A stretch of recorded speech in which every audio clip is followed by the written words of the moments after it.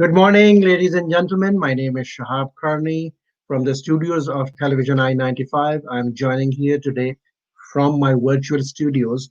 I have with me somebody who is a fresh face and a very powerful voice in the state of Maryland General Assembly. With me, good morning, Delegate Dalya Attar. How are you today? Good morning. I'm doing well. How are you? Good. Thank you for joining me. But before we start the segment and the topic or the theme of this morning, I would like you to introduce yourself to our audience. Who is Dalia Tar and your progress of journey of your progression? Go ahead. Thank you for having me on here. So, I was born and raised in Baltimore City. I've lived in the 41st district. That's the district that I represent my entire life. My father's from Iran and my mother's from Morocco. They both met here in Baltimore City and they got married here. They had 6 children. As I was growing up, I watched my parents really struggle. My father worked multiple jobs. They worked very, very hard to give us a good life. And I always said I wanted to go to college. I wanted to be able to do something different in order to succeed and not struggle that much and be able to help other people who are struggling in that position. So I actually was the first one of all my siblings to go to college and to graduate from college. I went to University of Baltimore, right here in Baltimore City for undergrad. And then I went to the University of Maryland, also in Baltimore City, for law school. I've been working as an assistant state's attorney, a prosecutor in Baltimore City for about 8 years now. And I was elected to the Maryland House of Delegates about 2 years ago to represent the 41st District. The 41st District is Baltimore City, northern, northwest, and southwest Baltimore. Go ahead. Sure, no problem. Continue. It's cutting out. Okay, a couple of years ago, I was working in the juvenile detention center as a prosecutor, and I was just horrified by what I saw. There were children with no food on their table. There were children with no air and heat, and then they were going to schools that were not was these schools were not providing them what they actually needed, and it just horrified me. And that's when I said that we can't just prosecute our way out of crime to a good life. We need to change policy as well, and that's when I decided to run for office. I spent a couple of years campaigning.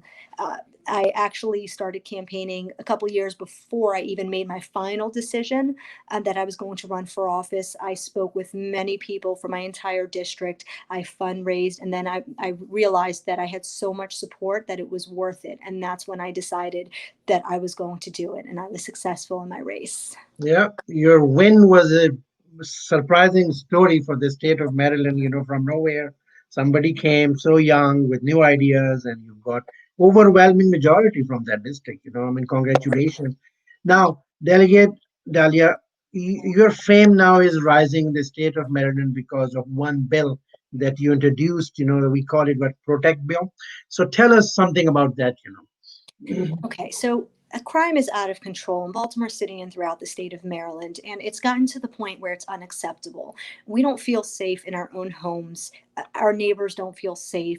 My sister was sitting on my parents' porch, my 19-year-old sister, just a couple of days ago. It was about 8 p.m., and she hears people screaming, and she realizes that down the block from her, 5 people, I believe she said about 5 people, got out of a vehicle, pulled an AK-47 on someone who was right next to his car and carjacked him. And this is actually someone who we've known all our life, who is a 24-year-old boy who lives down the street from us. And it's extremely concerning because this is the type of thing that's happening throughout the entire city to everyone. So crime, like I said, is out of control, and it has been for a while. And so what the Protect Act does, I sponsored it in the House, and Senator Antonio Hayes sponsored it in the Senate. It passed both houses, and the governor vetoed it after session.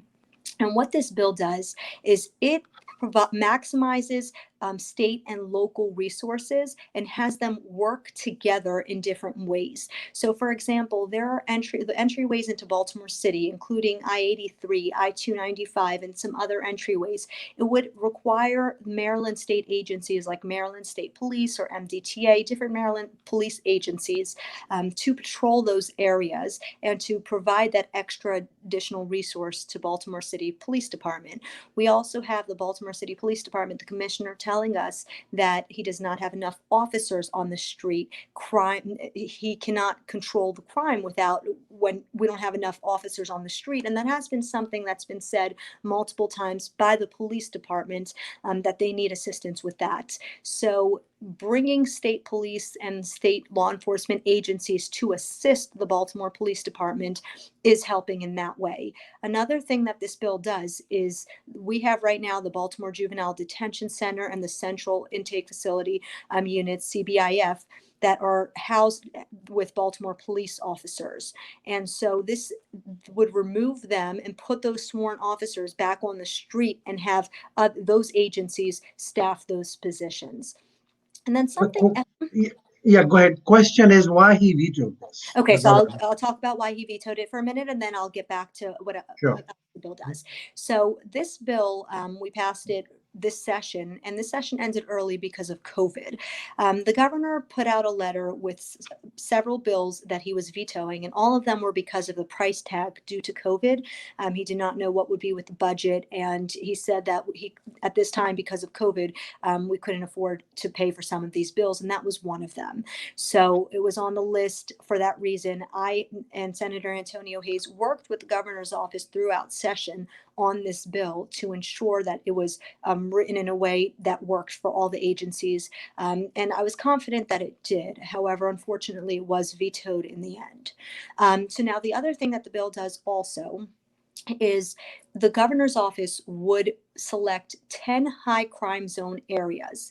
And within those areas, they would hire a citizen who lives in the community, who works with the community from each of those areas to work with the police as well.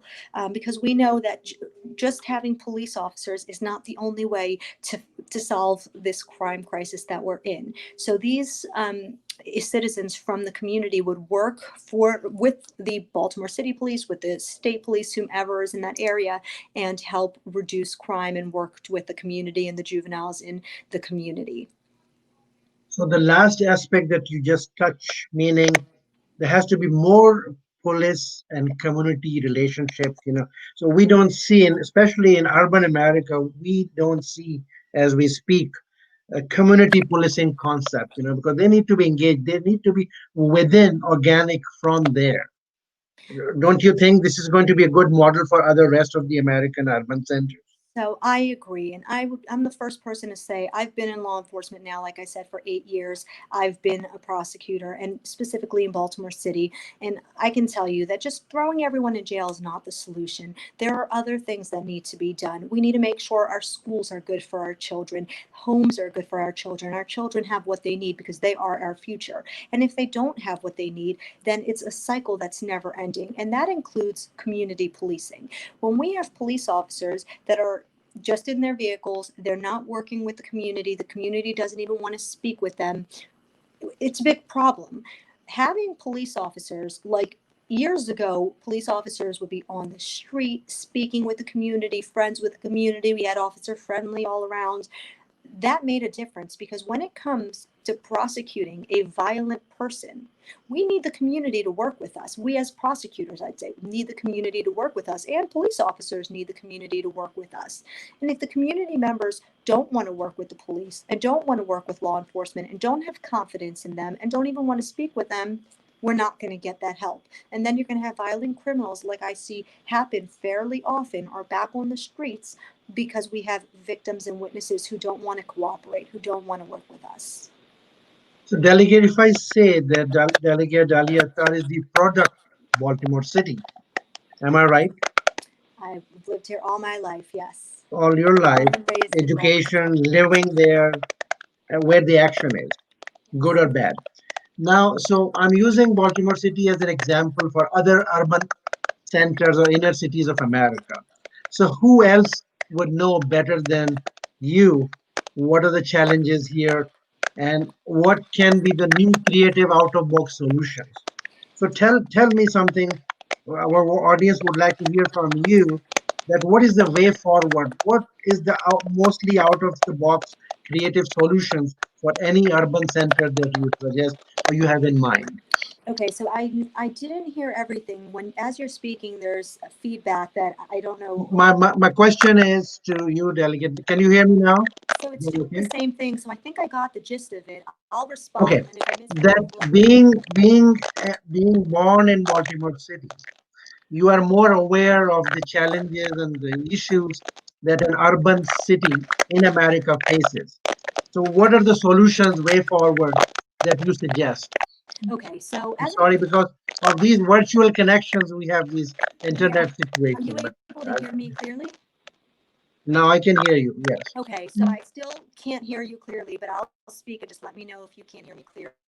So Sure. like I was saying before, that in order for us to succeed as a city, it's not just about throwing the violent people in jail and throwing people in jail. We need to change our social life as well. So we need to ensure that our children are getting what they need. And by doing that, we need to ensure our schools are top notch. We have many children going to schools that are just unacceptable. The schools are not teaching them what they need. They're not providing them with what they need. And I believe that ensuring our schools are top notch, we should have the best schools in the country. We should be the role model for that. That is the key in order for us to succeed as a community. And then there are some people who their children don't have food at home. We need to ensure that all our children, whether they're in school or at home, are getting what they need. We cannot personally go into everyone's house and teach everyone how to be a good parent, for example. That's not how life works. We can't do that, and that's not how it works. But we can at least ensure that the children are getting their necessities and have what they need. Thank you, Delegate Dalya. Any final words? Most welcome. But we definitely are going to have another session of conversation when the things improve. We're going to bring you to our studios so that people can hear you well. But we did hear you. All right. Great. Thank you very much Okay. for having me on, and thank you for all All your right. community as well. Thank you. Thank you.